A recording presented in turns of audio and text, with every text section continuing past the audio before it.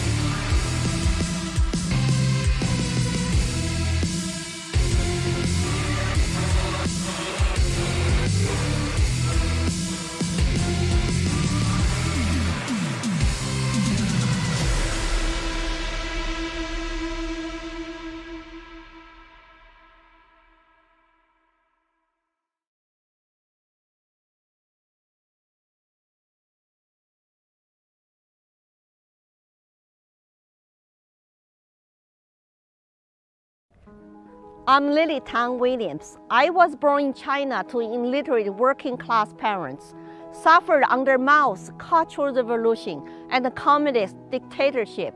I wanted freedom. America was my promised land. I was 23 when I fled tyranny. Arriving with $100 in my pocket and knowing very little English, I worked hard to make my American dream come true. Today, I'm happily married with 3 children, have my own businesses, and live in the grand estate where the spirit of liberty resides. My concern is that my children and grandchildren will not have the opportunities I had. I see the shadow of authoritarianism cast by politicians who have locked us down, closed small businesses, inflate our money, and mortgaged our children's future. I saw it all before in China. The division of society, silencing dissident voices, and taking away parental rights, the indoctrination of youth, endless government mandates and control. People are losing their rights to make a living and to make their own life choices. Are you worried yet? I am. I fear that the country I love is becoming like the country I left. That is why I'm running for Congress. It is time for the majority to speak up, defend our country from the radical left, and keep the American dream alive for our children. My name is Lily Tang Williams. I'm an American citizen by choice, running for Congress in New Hampshire's 2nd Congressional District. And please, donate, volunteer, and vote for me. I will be honored to represent, serve people of New Hampshire.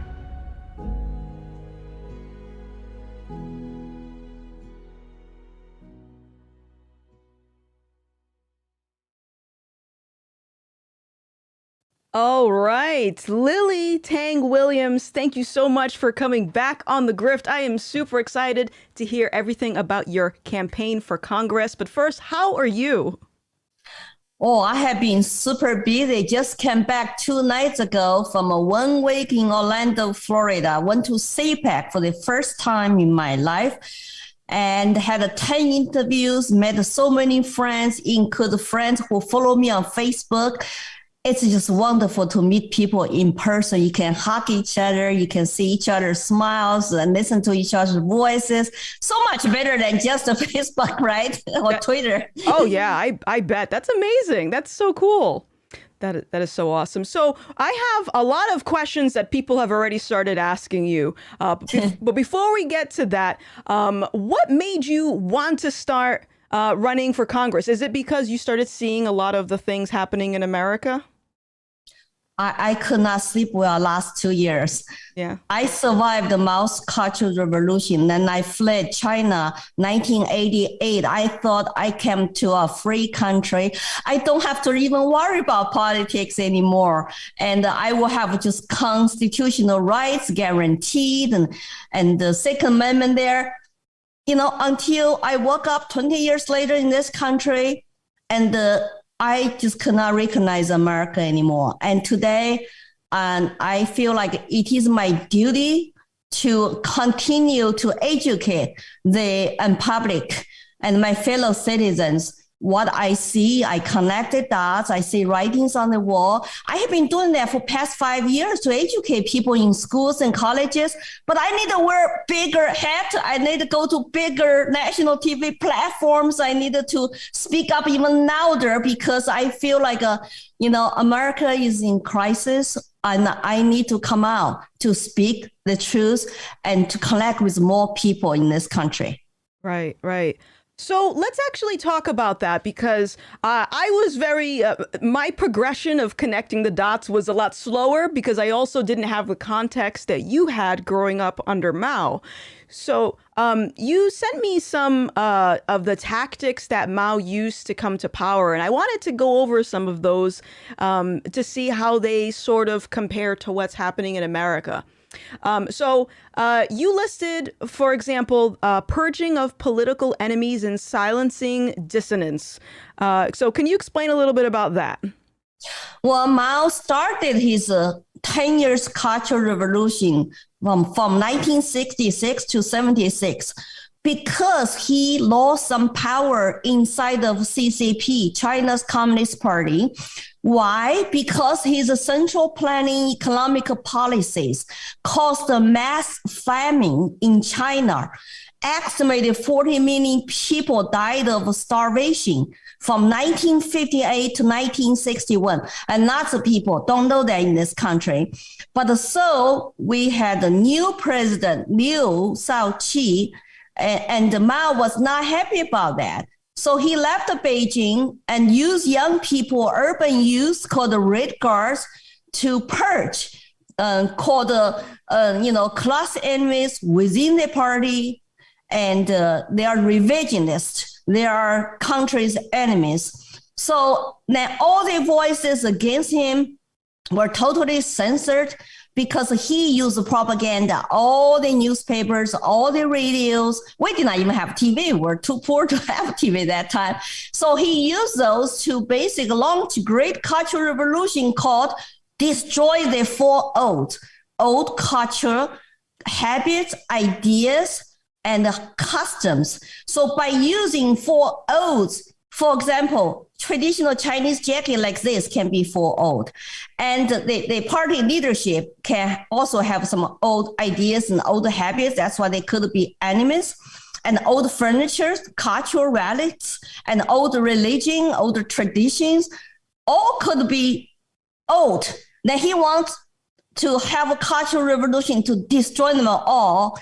And Red Guards, young people, lots of people in China all bought into that. So Red Guards would top down statues, burning the buildings, and burning the cultural relics, and cancel dissident voices, and the identity politics, which is the hallmark of Maoism, He divided the people by using classic, Marxism, oppressor versus oppressed. Then 5 black classes are under oppressor group. Then 5 red classes are under oppressed groups. Then get them to fight each other, tooth and nail. And think about my childhood memory started when I saw some black classes were in the military truck and look very pale. After this public square class struggle sessions, and with red guards saying red songs, holding little mouse red books, and those people were going to public execution site, getting shot. Wow. That was at the peak of Cultural Revolution. That's how my memory started. I was scared. It's like, what's going on? Yeah. Yeah, imagine that. I was like 4 or 5 years old, so red guards, so military trucks with people going to get shot. That is traumatic. Very traumatic. I did not want to talk about this, I guarantee you. Yeah, I bet. The chat is already saying that they're seeing a lot of parallels to what you're describing. And I think, especially when I think of, you're talking about the Red Guards, I think of how a lot of young people today have all of a sudden become sort of these political activists and are championing these things like critical race theory or gender identity. And what you're saying about getting rid of the old traditions, I see a lot of that happening now, where they want to sort of pave the way for this new tradition, this new ideology, a lot of these social justice things that are happening. I don't know if you're in agreement with that, but that's what I see. Well, that's why I could not sleep. I mean, during 2020, when I saw our big inner blue cities burning, riots and looting, and the BLM founder come out to say we are trained Marxists. Can you imagine immigrants like me who fled, who survived the Mao's Cultural Revolution? It's like that just make me have a PTSD. I mean, it's like all the old memories come back, flashing in my head. That just looks so familiar. It looks terrifying. What is going on? I know we use different words, social justice warriors instead of red guards, critical race theory, or whites are born racist instead of those, landowners all born black class. We need to eliminate them. And then you've got all this almost mafia dominant the street and crime surge. And they even burned government buildings after police buildings and defund the police. You know what? During the Mao's Cultural Revolution, I could not see any police in the streets. I don't know where they were, because you watch people getting tortured on the streets in the public squares called the struggle sessions, where tons of people face the black class enemies to ask them to apologize, to denounce themselves, to be public shamed. And they were born sometimes that way because they were born rich and born black class. But some of them were intellectuals who were dissidents, were scientists, dissidents, who just disagree with some party policies inside the party even. And then very quickly, you could be classified as a black class. That means rightists, bad influencers, and traitors. And who define those arbitrary groups? Mao and the top leadership, his supporters. So think about how many people could be classified as black classes. And it's just unbelievable. But everybody else was scared or was confused. And the Red Guards were naive. They were like teenagers, right? And school were closed. And people could do political struggles full time, going after teachers and professors and scientists and party leaders, intellectuals, and the traders, so-called. So they just bought into all that. Some kids are so sad. They turn their family in. They turn their neighbors into Red Guards, say, oh, there were some black class families. They were saying this. Or somebody has connection overseas. All were black families. Yeah, it's very scary because when your kids betray you to say, I denounce my parents, I'm changing my last name because my parents were black classes. How sad it is to parents and grandparents. They don't know. Young people don't know. They were used. It definitely sounds, even like everything that you just described, it sounds like America is adopting a lot of those same tactics, but it's the same template, but they're swapping out the words to make it more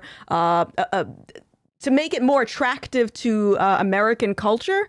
And then what you just said about families and neighbors turning against each other and children that change their last names to cut off ties with their Black class families, I think of in two things off the top of my head. There's a lot of polarization between people on the left and people on the right. A lot of people on the right are being villainized because they're not on board with what the administration is doing. And then I see a lot of people also that are cutting off ties with those that don't want to get vaccinated because they don't want to help the greater good. So that's a little bit scary to think about, that it's kind of repeating itself like this. So I wanted to ask you, we actually had a few questions here, if you don't mind, from my audience. And one of them here is, where is it? Were sciences manipulated to reflect Mao's agenda when you lived in China? Well, I think definitely if everything had to be politically correct, scientists, artists, actors, comedians, almost everybody. And the politics were inside of your neighborhood. They were in your face 24/7. It's like you could not have a downtime. You have to come out publicly to express your political opinion. Otherwise, silence is violence. Sounds familiar? Yes. And the people censor words. Husband, wives were censor words because husband, wives represent nuclear families. And do not use those words. They were kept those words. My parents call each other comrades, my male comrade and my female comrade, and all lovers. It's you think about in the past, it's just today, that's so crazy. And also girls are supposed to look, dress, behave like boys. Mao trying to create a genderness societies and do not emphasize the gender differences. Girls are not supposed to look pretty and not supposed to want to look sexy, use makeup, use earrings. No, none of them were, and even PC. I could not even lay my hair down. And I had to use approved hairstyles. And also dating were strictly forbidden. In my middle school, high school, and college first year, you could not even date.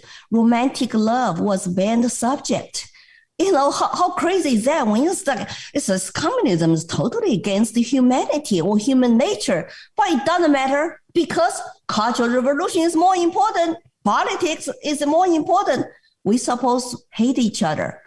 Mm-hmm. Blacks and red classes. I was a red child. I cannot imagine if I was Black, I may never make to America. Wow. You just said two things that struck a chord with me. The first is the genderless society. And in America, how I'm seeing this push for this gender identity.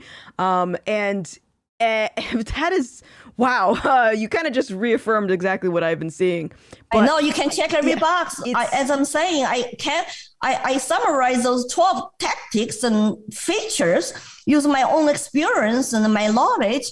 But is that scary though? How come they all apply here? Relate to what's going on today. But we use different name. We use racial justice, social justice, racial equity, critical race theory, emotional learning, and 1619, and DEI training. Right. All that stuff doesn't matter because it's all identity politics. You got to divide people into different groups. And now it could be vax versus unvax. It's crazy. Right. So I wonder, do you think the push for all of these new ideologies is the result of people being miseducated on these topics like critical race theory and gender identity? Do you think the brainwashed people are now teaching other people what they learned? I think a communist and Marxist, we don't know who they are. There might be behind the things. They use people as a pounds to come out. They know how to destroy America. America has weakness, has in slavery history, has racial tensions and conflicts, which is part of our history. They know that, and they use that to destroy, fundamentally transform America. You see all the politicians play race card. You see lots of people, even in the corporations, have to kowtow to like social justice warriors. You see cancel culture by social media, big tech. So if you were just affected by what you said, what you did 10 years ago, but you're still guilty. That's exactly what Mao did too. People were dig, confess, and confess something you say you did 10 years ago. Oh, when you were young, when you were a child, or some teenager, college student. I saw the similarities. Somebody's learning from that kind of communist Marxist tactics. They also offer you free stuff, like Mao did, offer free stuff, utopian society that never can. I was a starving child. My Sichuan province, my hometown, people were eating their dead children's bodies. We swapped with their neighbors because they couldn't eat their own to survive. And I think most people are good people, but they can be propagandized and they can buy into those kind of identity politics and focus on the wrong stuff. They don't know who are true, our enemies. They're not your fellow citizens. They're not your neighbors. They're not the white people. I'm a people of color. I feel very welcome in New Hampshire here. And we have very white state, but I also love American people. As an immigrant, I come here like when I was almost 24 years old. Texas people offer me kitchenwares, blankets, and free clothing, and they knew I was very poor. I only came with $100. They were very nice to me. I never feel like they were discriminating against me because of my skin color, and I could not even speak English. So why people who were born in this country are supposed to be hate this country, where many immigrants would love to trade the place with them. And America is a shining city on a hill to lots of immigrants.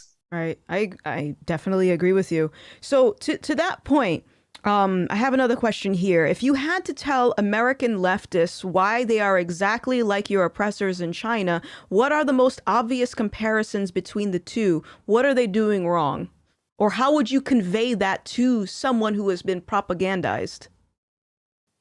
Well, think about the 5 red classes under oppressed, okay? You peasants, workers, and revolutionary heroes, and the soldiers and Communist Party officials. So my parents were in literally working poor. So we were the red classes. But look at today, you are supposed to be oppressed in this country if you are people of color, poor, woman, and transgender, and there's a lot more you can add to it. So then the oppressor groups today, when you look at China, why it's capitalists and landlords and rightists, bad influencers and traitors and all the black classes. But like this country, they just create a new identity politics. There's more than probably 5 under oppressor groups, especially if you were born white male and you are Christian conservatives, you are MAGA people, you're unvaccinated. There's so many groups you can divide the people. I really don't like that because all men are created equal. I don't care what party you're under and what your personal decision is when it comes to medical health decisions. I respect you. Can you respect other people who disagree with you? We should have civil conversations. But now this cancel culture censorship, it's like you got to be shut up if you don't agree with our rhetorics. And our media is like a part of this problem. They constantly, and divisive and fear-mongering. Can we just please have conversations? We'll sit down. We don't have to agree with each other. And that's what I advocate. Let's talk. Let's be nice. So if people attack me, I don't want to even respond because I don't think I respond, hit them back with some sticks is going to do anything good. Or, I just say, hey, I just smile to say, you know what, we disagree each other, okay? But we don't have to hate each other.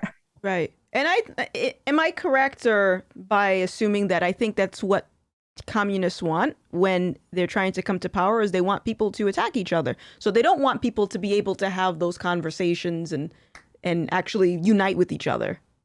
Right. Well, identity politics is a part of the Cultural Revolution. Well, otherwise, let's say 95% Chinese and today Americans are united. Who are our enemies? What do we focus on? We focus on pursue self-interest and happiness. We focus on living in freedom and have prosperity. But how do communists do cultural revolution? How do they destroy American history, American institutions, and silence other side of voices, even cancel science and cancel art, cancel not PC, comedians? You cannot even have jokes anymore. You cannot live your life and teasing anybody anymore because that's not politically correct. You're not being sensitive. We never had a political comedies in China. You dare not to laugh at any politicians. You go straight to jail. Even citizen journalists today are locked up inside the jail because their reporting narratives are not in line with the parties. So they don't want people hear from you. And human rights lawyers are also very dangerous careers. You go straight to jail. So, I cannot stress enough.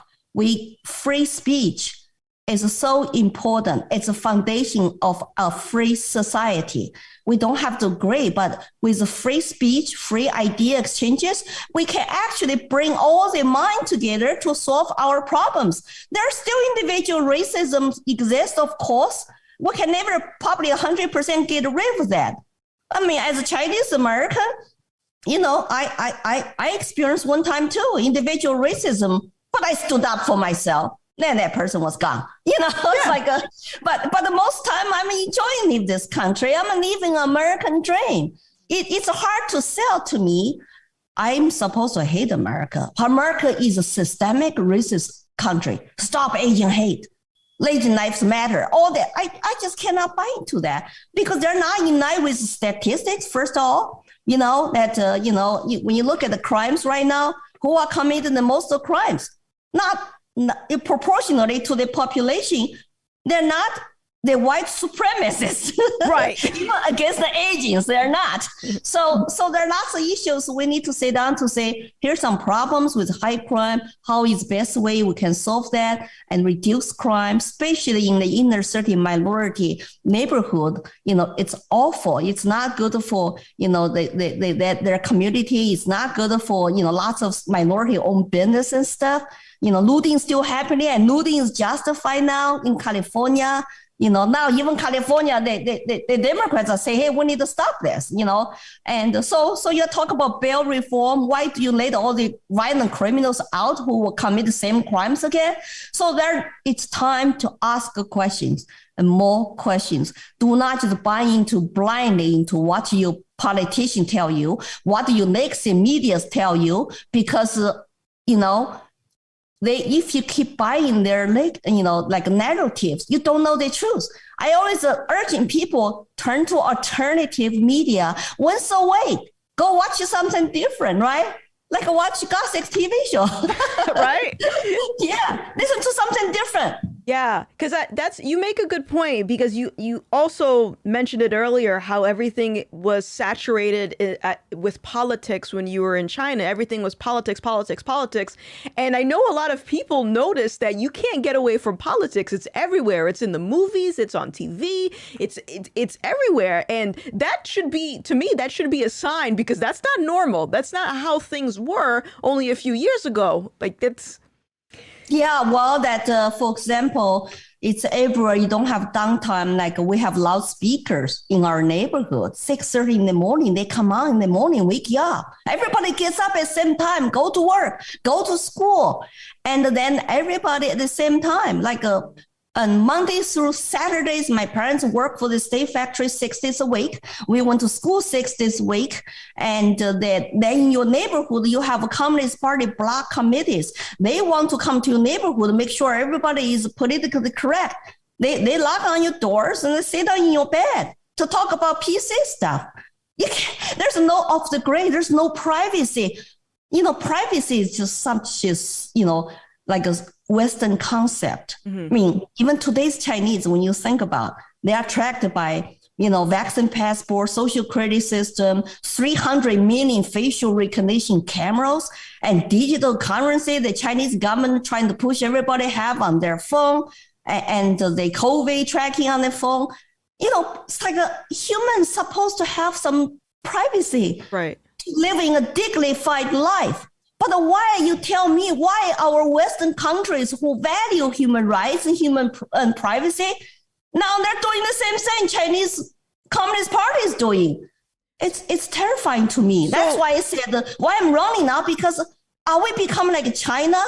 I cannot accept that. Right. So let's actually talk about that, because that's a big point of living under in that environment, is that they monitor their citizens. And you said in China they have a social credit system, and in America there's pushes to have this vaccine passport.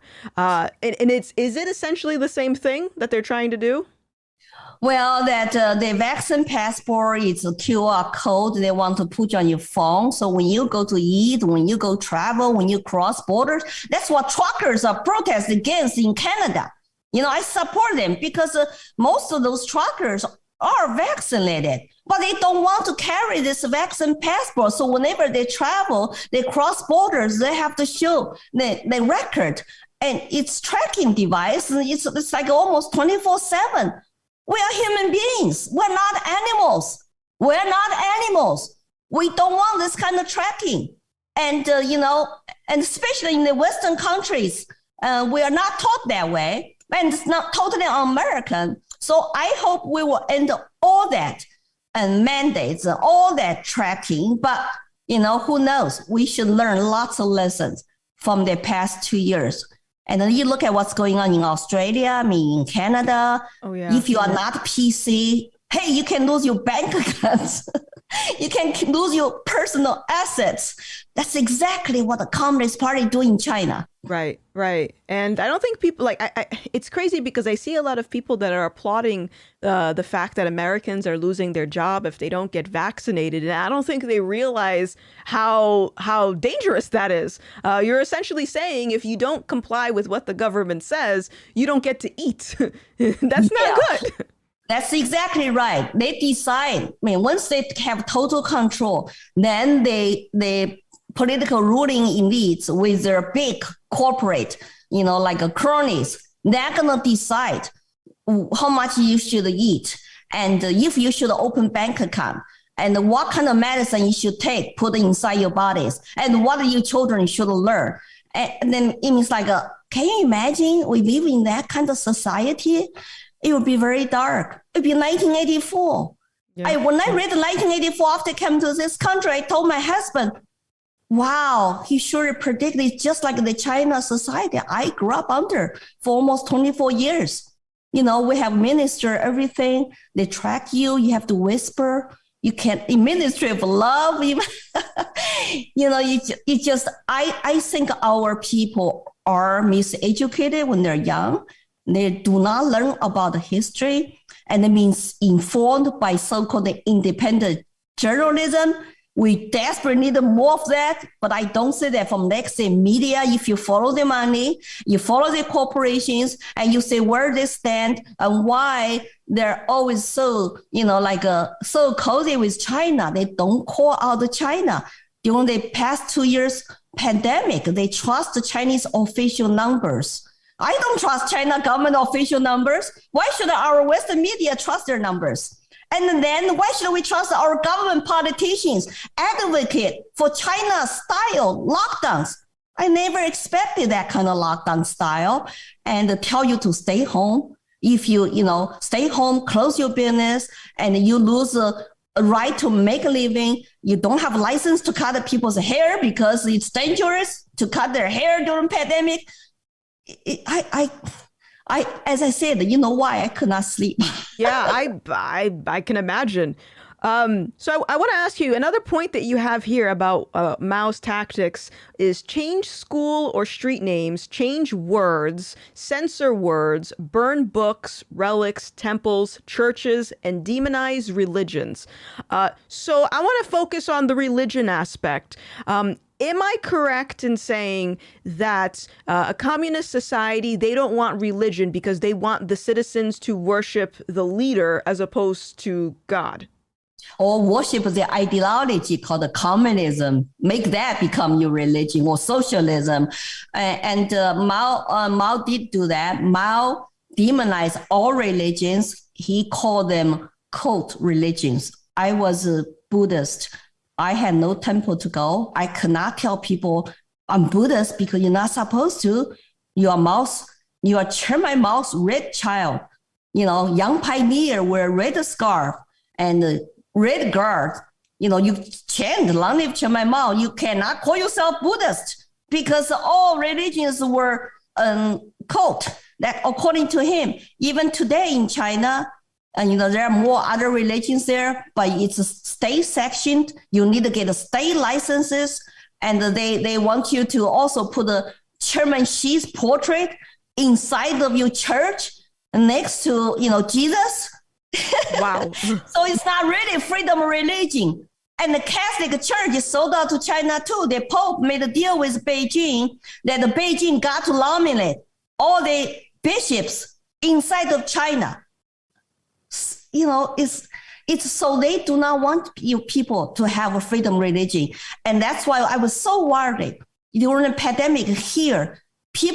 I saw this video, people in Mississippi could not even go to churches outside. Well, fresh air is so dangerous to your health. But there are other people who were protesting months long, even had a separate country called the Chad in Seattle. They were not dangerous. When lots of people when I realized the COVID was political side, it's because after this massive, protest, the health officials, bureaucrats come out to say, those BLM protesters with large group gathering, no, they were not dangerous to public health. But if you go to church, you are dangerous. Can you see this pick and choose and hypocrisy, not consistent at all? It's like a virus. It's political. Yeah. I don't think so. Virus is a virus. The virus is real. That's why we got to take precautions. We got to take personal responsibilities, protect our high-risk population, protect our seniors. But when you pick and choose, and you saw hypocrisy all over the country, where governors and Congress people, they will have different rules for themselves. It's like there are some animals more equal than the others. They'll have different rules for themselves. Guys, have you ever you seen a lot of these politicians on TV that are creating these mask mandates and then they don't even wear the mask themselves? They'll tell the population to go socially distance, but they don't socially distance themselves. It's essentially the same thing. Yeah. It's I know that because Chairman Mao told us we cannot date, no romantic love for you, but he would have dancing parties in Beijing, his residency, have all the women he wanted after dancing party to go to his bedroom. He lived like an emperor.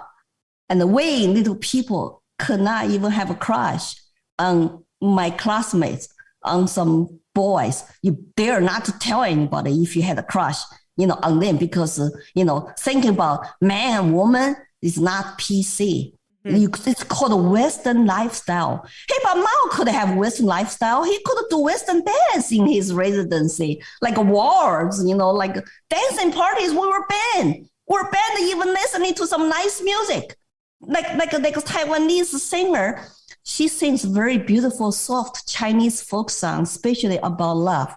And we were banned from listening to her. Say the Mimi Ziyin, like rotten music by Teresa Deng in Taiwan, her voice coming from shortwave radio. So I learned all that. That's why I really have a hard time to say, oh, I'm just supposed to trust my government completely. And bureaucrats completely. It's like, I heard that before. Yeah. So we got a question from the audience. This is from JT Ramsey. They said, thank you both for starting and continuing this kind of conversation. Lily, do you have a couple of quick points that you are running your campaign on? Well, number one, I'm running because I fear the country I love is becoming the country I left. I want to stop this trend that United States is going down this path of more socialism, and socialism goal is to become communism. I don't care whatever the name they use, equity is communist term, and education. And I'm a staunch supporter of parental rights and school choice and education freedom account. And I want to get rid of this, like a Marxist teaching in our schools and teaching discrimination about one race is more superior than another race. I believe all men are created equal. And I want to stop this, our federal government who don't have good math skills at all. They don't care. They can print money all they want and to increase, inflated money into market. Inflation is tax increase on the working poor, on the middle class. And why are we printing money and we cannot afford it? We're spending like, there's no tomorrow, but we're printing money out of thin air, or we'll borrow our national debt. It's like $30 trillion. How do we have a strength to even tell other countries, stop what you're doing, like tell Russia, because when you don't have a strength and there's no peace, they do whatever they want because we rely on them. We rely on China for supply chains. We rely on Russia for oil. EU relies Russia 70%. His oil goes to Europe. So there are lots of things we can do, and by become stronger economic country and more unified. So they cannot do anything here, but they are here. The Communist Party operatives and party have infiltrated into our country for many years. And I'm under their attacks and they're spying on me. That's why I want to call them out. The Confucius Institute infiltrated our colleges, high schools, and middle schools and teach our kids how wonderful China is.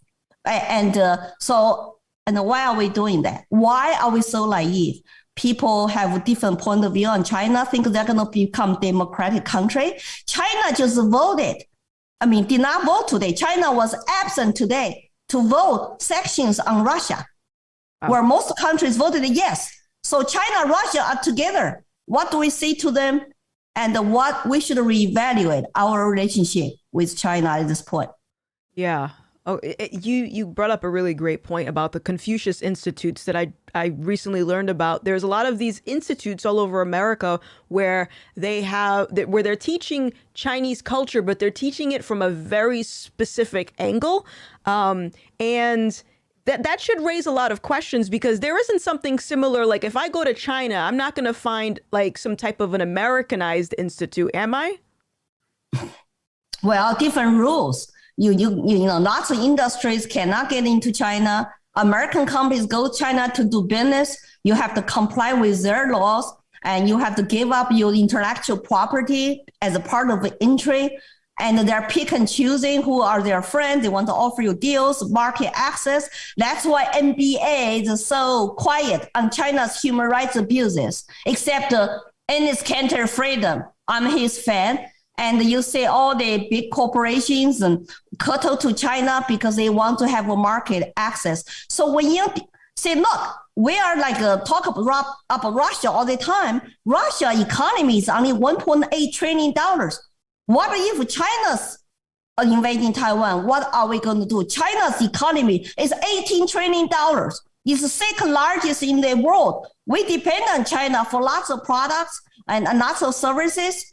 And are we going to stand up against them, against their human rights abuses, against them invade Taiwan? We're not prepared because we are weak. We have been dependent on China for supply chains for years and years. And there are lots of business people, including their families, our politician families, doing business in China. And I think their voters deserve to know the truth. Who are doing business with China? That's why they are weak. They don't want to call them out either. It's hard to sanction somebody you're doing business with, you're making tons of money from them. So we actually just got a comment from someone that said that they study at a Confucius Institute, but there is not idolization preached. We learn language, culture, and sometimes Tai Chi. Yes, it's supposed to teach language and teach the culture, but the teachers they send to school work for Chinese government. They have to be PC. You cannot ask them, hey, what do you think about the CCP dictatorship and killing all those peaceful protesters, students in Tiananmen Square, 1989? You cannot ask them the question. They will not answer to you because they work for the government. They have red lines since they're not supposed to talk about. And if they go to your school got to sign the agreement with them that they need to comply with China's laws. So it's very subtle, very indirect. It's a well designed and propaganda. And they will not let you to ask questions about China's human rights abuses, about the cultural genocide with its Uyghur Muslim population in Xinjiang. And we're not talking about Tibetans being persecuted and the Falun Gong practitioners use their organs and to, harvest their organs were still alive. They don't want you to even ask those questions because they just want you to think language is wonderful, culture is great, Chinese people are very wonderful. I agree with all that. You have to differentiate difference between the culture, language, people with its government. It's the party, the government, it's a tyrant, but not Chinese people. Chinese people actually are their biggest victims today. Right. Okay. Thank you for clearing that up. So I wanna ask a question about the people that fall for these types of tactics. When you were in China, was there any point where a lot of your neighbors woke up and they realized, oh, what have I done? Was there any point like that? No, I left in 1988. I feel very alone. I could not trust anybody. I could not tell anybody what I was doing. Like, oh, I plan to flee China. I don't want to ever go back. Somebody might report to me. I might not get permission to leave, to quit my job, to apply for passport. So sadly, lots of my families today, they still bought into government propaganda. They still don't have the waking up moments yet. They might complain about here, there, but they still support the one-party regime, and they supported the propaganda.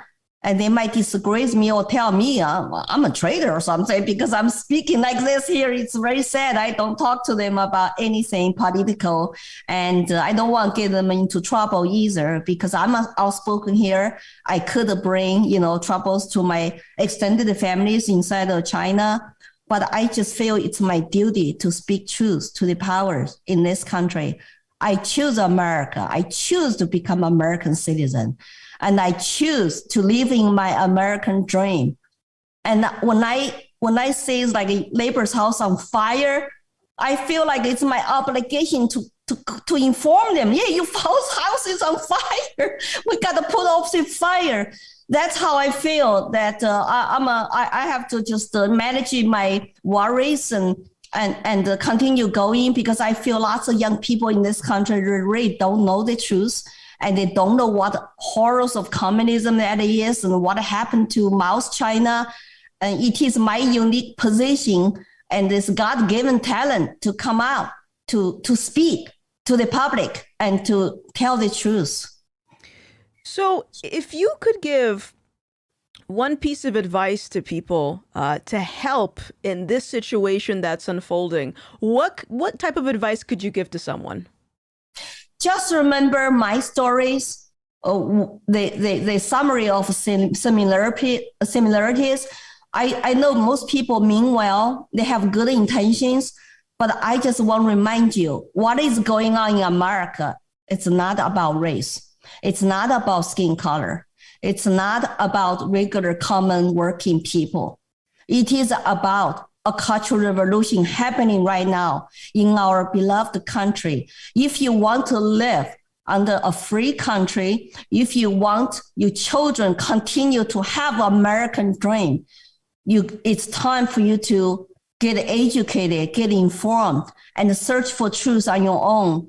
Do not rely on your traditional methods of information, and do not buy into politicians and media's talking points. Search on your own. There are plenty of information. You don't have to take my words, my stories, as truth. You can go research on your own. But I lived through it. I lived under the iron fist of CCP for 24 years. And you can tell me if I'm more critical than you Marxist professors, not.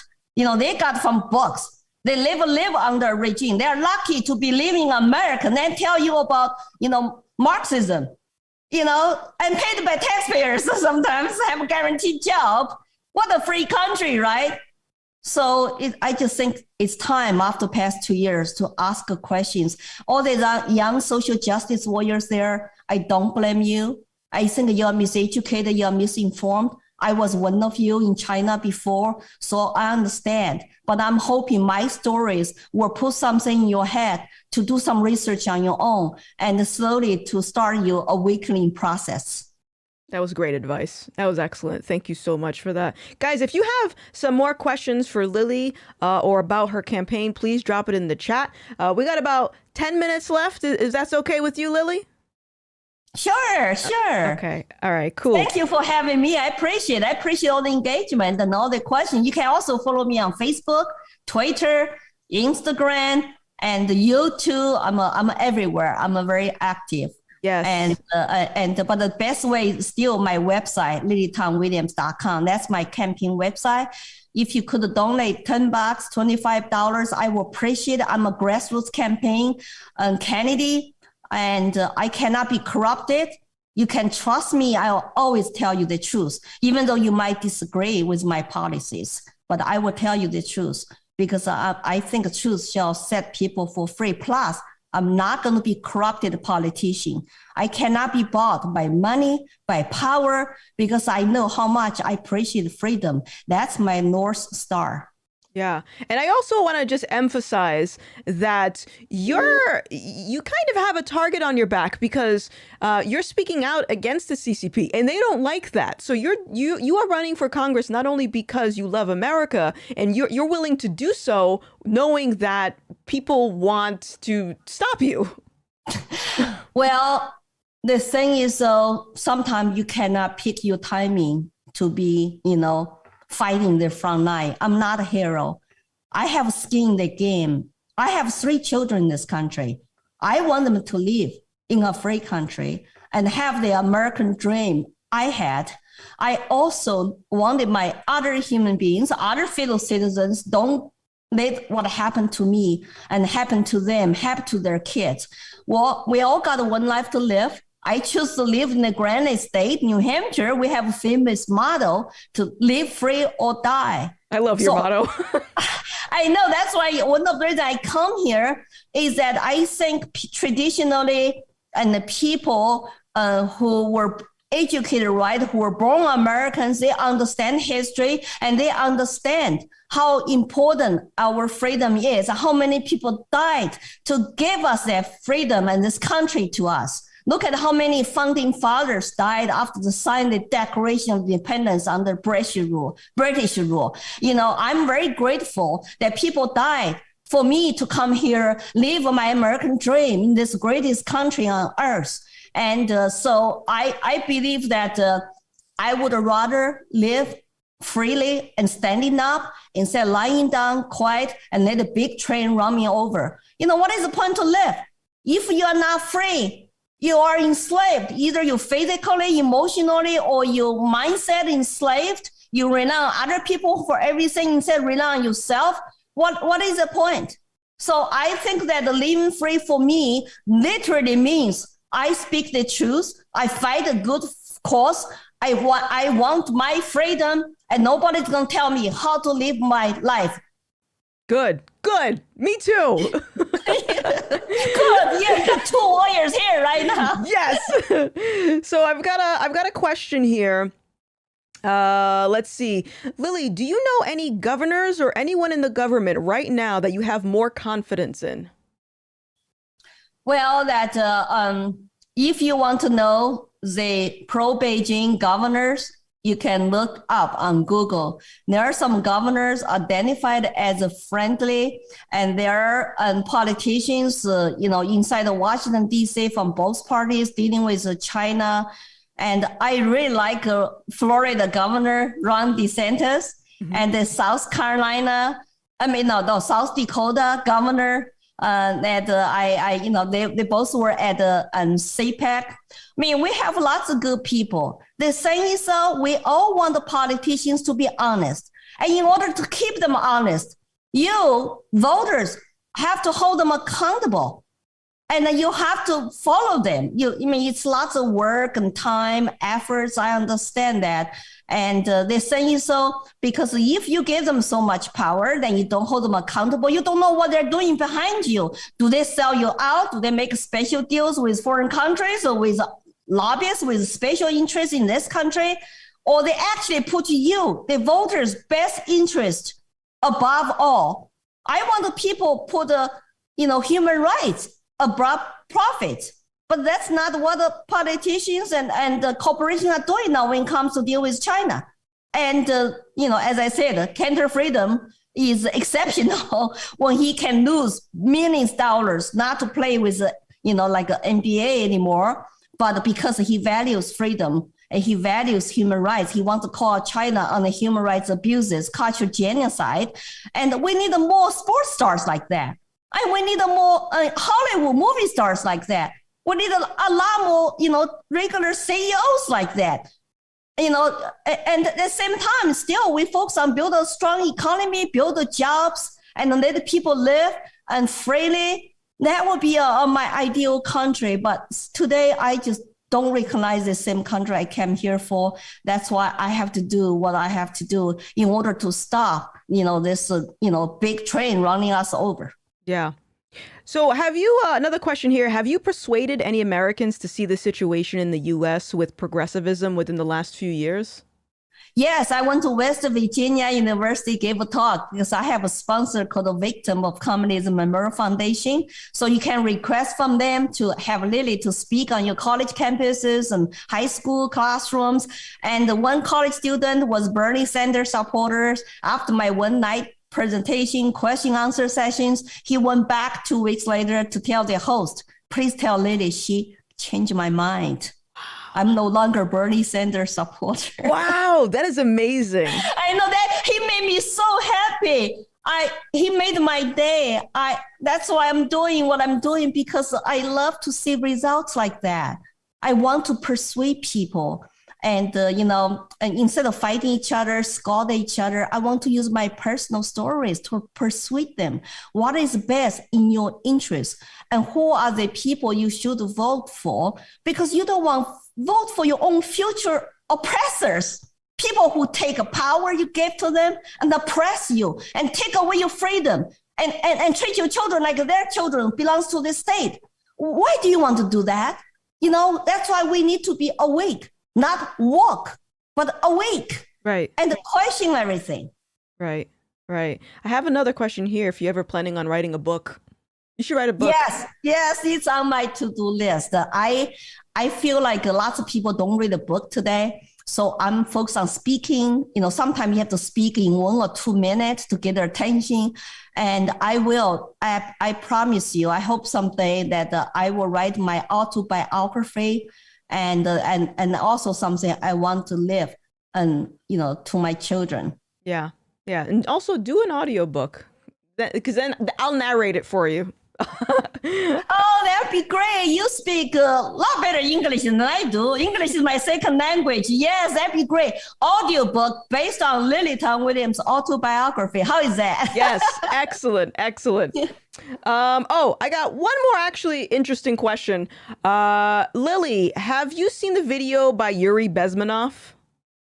Did you ever see that? I think so. Is that the Russian communist? Yeah, he's like an ex-KGB agent. He was talking about the process of demoralizing people. Yes. The former communists all warned us about their tactics. And it's nothing new, but our people need to know They warned us. They also warned us that the Americans were not buying to communism outright. They will feed us a little bit of socialism, little bit every year, every month. Then pretty soon you will have a communism, but that will be too late. You don't even know it. It's like boiling the frog. Yep. You know, you saw that the past 2 years, and it's the beginning of boiling frog. Yeah. Lots of frogs. And that's why, you know, it's really time now to, you know, even though all of a sudden, you know, like, oh, pandemic is over or what, I'm still asking questions, what happened, you know, that all of a sudden, because of Putin, now all the restrictions are gone and we're going to all focus on the war. How about what happened in the past 2 years? What happened? How did we create so many tyrants? How did we make a small business? 40% of bars, restaurants closed forever. How many people suffered?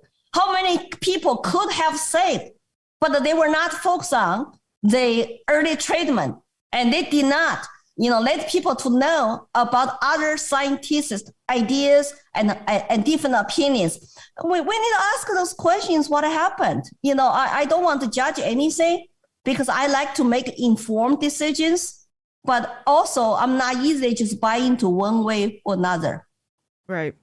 So you, in a little while, you're going to have an event in Connecticut. Tell us a little bit about that. Well, on March 19th, and there will be a public event where you can register, and I'm sure you will put the information on your site in Hartford, Connecticut, part of New England. I will be having an educational talk called My Life in Communist China, hosted by a local citizens group. And I just want to share my stories. Since I am in New England, it's easy for me to drive to. And if you have other citizens groups, New England, Massachusetts, Rhode Island, you know, I can drive to, then I would like to, you know, hear from you. And you can follow my page, Lily for Congress, and private message me there or email me from my website. I hope people can come, especially parents with like a middle school, high school kids, bring them. So I will have a PowerPoint presentation, show all your pictures from China, black and white, you know, small ones, not very good quality, and just tell you stories, including my stories growing up under Mao during his Cultural Revolution. So March 19th, I think it's from 1:30 to 4:30. There's another immigrant who will be online to talk about his stories from a communist country. And he lives, I think, in another state now. And we'll welcome you, bring you questions, ask kids, ask questions, and it will be a great event. I hope to you join us and say hi. Yeah, I'm gonna definitely try to make that. Yeah, because I definitely want to go. I know we need to hug each other. Yes, we haven't. You know, we cannot just talk all night, right? I know. Yeah. All right, guys. I posted the event information in the chat if you guys want to go check that out. And also, don't forget, all of Lily's campaign information is in the chat and in the description. Please share, like this video, and if you can spare a few extra bucks to donate to the campaign, that will help her tremendously. So before we end the stream, I'm going to play your campaign video one more time, but I want to give you the floor just to give yourself some time to give any closing arguments you want to say, anything else that you want to give to the public. I want to say that as American citizens, let's be united, please. I really hate to say country is so divided. Let's be kind to each other. And if we disagree, let's disagree respectfully, no censorship. And free speech is the foundation of our free country. But please be nice to each other and love each other more and hold your family, friends close. Even though they might disagree with you right now, they might hate you, but hold them close. Because someday when they ask questions and you are there to answer, and you are there to help them, and you are there maybe save them. So I will appreciate that you share my stories, share my videos, and I have to say, I love this country. And I have to say, God bless America. Yes, God bless America. Absolutely. Thank you so much, Lily. It's been a pleasure catching up with you. Hopefully we can meet soon. As for everyone else, thank you so much for joining in on another episode of The Grift. I'm going to end the stream by playing Lily's campaign video. Don't forget to like and subscribe, and I will see you next time. Bye! I'm Lily Tang Williams. I was born in China to illiterate working-class parents, suffered under Mao's Cultural Revolution and the communist dictatorship. I wanted freedom. America was my promised land. I was 23 when I fled tyranny. Arriving with $100 in my pocket and knowing very little English, I worked hard to make my American dream come true. Today, I'm happily married with 3 children, have my own businesses, and live in a grand estate where the spirit of liberty resides. My concern is that my children and the grandchildren will not have the opportunities I had. I see the shadow of authoritarianism cast by politicians who have locked us down, closed small businesses, inflate our money, and mortgaged our children's future. I saw it all before in China. The division of society, silencing dissident voices, and taking away parental rights, the indoctrination of youth, endless government mandates and control. People are losing their rights to make a living and to make their own life choices. Are you worried yet? I am. I fear that the country I love is becoming like the country I left. That is why I'm running for Congress. It is time for the majority to speak up, defend our country from the radical left, and keep the American dream alive for our children. My name is Lily Tang Williams. I'm an American citizen by choice, running for Congress in New Hampshire's 2nd Congressional District. And please, donate, volunteer, and vote for me. I will be honored to represent, serve people of New Hampshire.